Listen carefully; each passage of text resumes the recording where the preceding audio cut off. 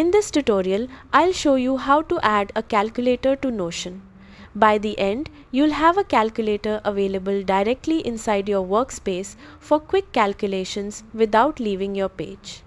First, copy the link to a web-based calculator that supports embedding.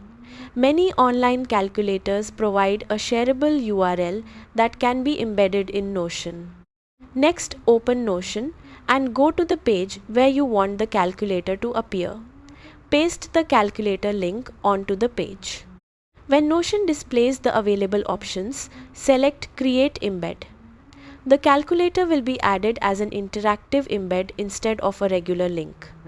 Resize the embedded calculator by dragging its edges until it fits your page layout.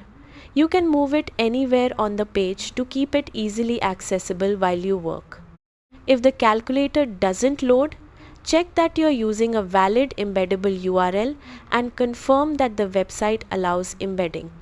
Some calculator websites block embedded content, so you may need to use a different online calculator. That's how to add a calculator in Notion. Thanks for watching.